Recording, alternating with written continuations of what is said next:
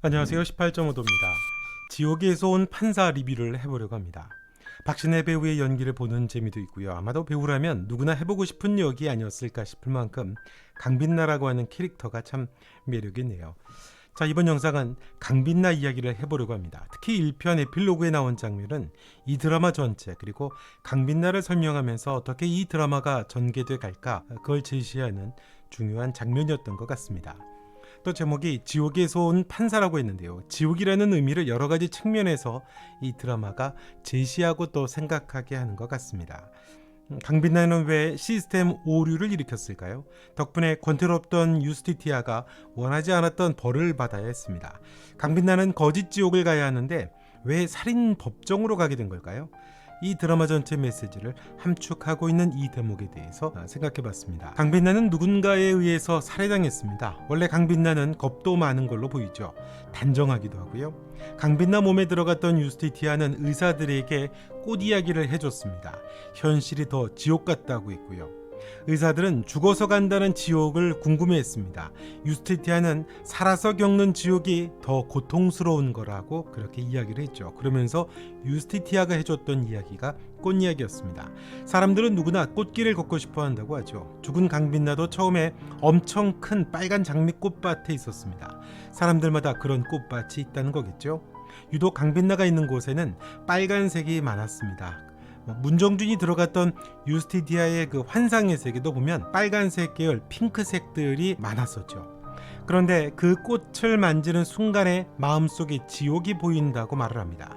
그 꽃을 만지는 순간, 그러니까 그 욕망을 만지는 순간 꽃은 눈동자로 바뀌게 되고 마음속에 지옥을 보게 된다는 거죠.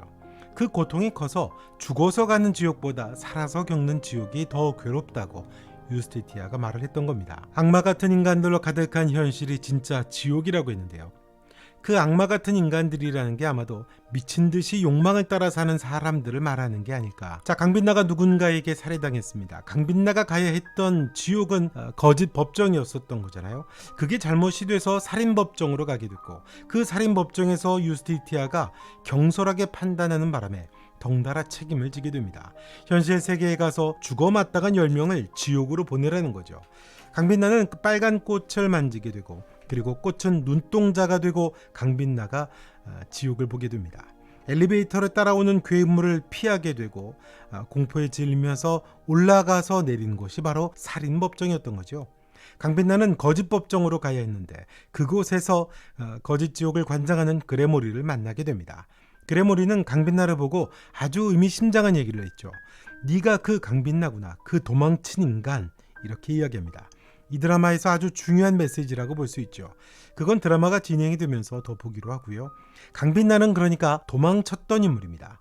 거짓 지옥이라고 하는 걸 봐서는 거짓말로 도망을 쳤던 거지요. 뭘 위해서요? 아마도 욕망이었을 겁니다.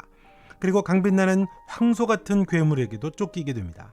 아마도 이 황소는 유스티티아가 말했던 그 지옥, 꽃을 만지니 보였던 것들, 자기 안에 있던 지옥 같은 현실, 그 현실의 상징 같은 존재가 아마 이 황소가 아니었을까 싶습니다. 강빛나는 약혼자가 있었습니다. 법원장이 설설 기면서 아부하는 당대표 정의원의 아들 정태규와 약혼을 했죠. 부패와 비리의 상징이 아마도 정의원인 걸로 보입니다. 정태규는 그 아들로 재개발 사업을 한창 진행 중인 야심만만한 사람으로 보이죠. 공교롭게도 지금 강빛나가 사는 곳도 재개발 지역입니다. 연관성이 나중에 생기겠죠. 강빛나는 그 정태규와 결혼을 앞뒀습니다. 그게 강빛나의 꽃길이었을 겁니다.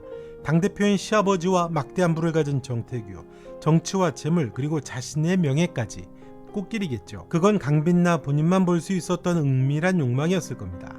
아마도 그 꽃을 강빛나가 만졌던 거죠. 그리고 꽃이 눈동자로 바뀐 것처럼 진짜 정의원과 정태규의 정체를 보게 됐을 겁니다. 자신이 욕망을 따라서 잡으려던 두 사람의 그 추악한 정체를 보게 된 거죠. 그 진짜 정체가 지옥에서 강빛나가 쫓기던 황소로 이미지화된 거죠. 그러니까 강빛나는 자신 안의 욕망을 따라 결혼을 앞뒀는데 정의원과 정태규의 진짜 정체를 알게 됐죠. 재개발 사업을 벌이는 정태규입니다. 판사인 강빛나는 무언의 압박을 받았을 수 있었겠고요. 그래서 올바른 결정을 하지 못하고 자신의 양심과 거짓된 판결을 한 게 아닌가 싶습니다. 그리고 그 거짓은 강빛나의 마음을 지옥으로 만든 거죠. 그 황소 괴물은 자신을 거짓으로 몰아가면서 끊임없이 괴롭혔던 마음의 지옥 정의원과 정태규를 말하는 게 아닌가 싶습니다. 아마도 자신의 욕망과 양심 사이에서 괴로워했던 걸로 보이죠. 그리고 비밀이 드러나는 걸 두려워한 정태규가 결국 강빛나를 살해했던 게 아닌가 싶습니다. 재미있는 건 거짓 법정으로 가지 않고 살인 법정으로 갔던 겁니다. 드라마에서는 시스템상의 오류라고 했죠. 하지만 드라마는 조금 더 함축적인 메시지를 담고 있는 걸로 보입니다. 유스티티아의 보조 구만도는 종종 분리수거 이야기를 하죠. 구별을 합니다. 유스티티아도 분리수거 잘해라고 하는 말을 하죠. 쓰레기별로 잘 나누라는 거죠. 지옥을 관장하니 죄인들도 종류가 다르니 잘 분리수거하라는 말이겠죠. 그런데 그게 모두 구분되는 지옥일까라고 하는 질문을 이 드라마가 던지는 것 같습니다. 분리수거처럼 개별적일 수 있겠냐라는 거죠. 죄라는 건 결국 누군가에게 어떤 영향과 또 충격을 주게 되고 그게 어떤 비극을 만들지 알 수 없잖아요. 정신적이나 영혼 또 마음을 죽여서 자살로 몰아간다면 그게 단순히 폭행이 되겠냐라는 거죠. 육체가 죽은 것만이 아니라 영혼이 죽은 것과 같은 상태, 절망의 상태로 몰아간다면 그게 결국 살인이라고 정의하죠. 문정준의 여자친구였던 차민정은 끊임없이 끔찍한 폭행을 당하고 심지어 부모님의 목숨까지도 아주 위태로워지게 됩니다. 절망 속에 살던 차민정은 신체적으로는 죽지를 않았지만 정신적으로 이미 죽은 상태가 돼버리죠. 자살까지 시도합니다. 그때 유스티티아는 죽었네 라고 그렇게 정의를 합니다. 비록 차민정은 살아있지만 문정준은 살인재판으로 낙인이 찍히면서 개인나로 보내지게 됐잖아요. 자신의 욕망을 채우려다가 두려움으로부터 도망치기 위해 거짓을 저지르고 마음속 지옥을 살다가 죽게 됐던 강빛나는 살인법정으로 가게 됩니다. 판사로서 자신이 해야 하는 책임으로부터 도망을 갖고 거짓으로 피하게 될 때 단순히 그게 거짓으로 끝나는 게 아니라는 거죠. 거기에는 어떤 책임이 또 있는 거죠. 누군가에게는 그게 돌이킬 수 없는 절망이 될 수 있고 스스로 목숨을 끊는 결과가 될 수 있습니다. 살아있는 차민정인데 문정준이 살인의 낙인이 찍히고 개인나로 간 것처럼 강빛나의 거짓으로부터의 도망은 누군가에게 치명적인 영혼의 죽음과 같은 일이 됐던 겁니다. 강빛나는 누구를 죽인 게 아니고 거짓을 했을 뿐이겠지만 그로 인해서 누군가가 고통스럽게 죽음을 맞이할 수 있었던 게 아닐까요? 아마도 저는 그게 황천빌라에 있던 오미자 할머니와도 어떤 연관이 되지 않을까 싶기는 합니다. 아무튼 시스템의 오류라고는 하지만 강빛나가 괴물을 피해서 엘리베이터를 탔을 때 살인법정 불이 들어왔던 건 그런 이유가 아닌가 싶습니다. 나는 사람을 죽인 적이 없어 라고 강빛나가 소리를 쳤던 이유가 그래서겠죠. 문정준도 차민정이 죽으려고 했을 때 깜짝 놀라고 괴로워했습니다. 자기의 입장을 좀 알아달라, 내 입장을 이해해달라고 했지만 그건 죄와는 전혀 다른 이야기라는 거죠.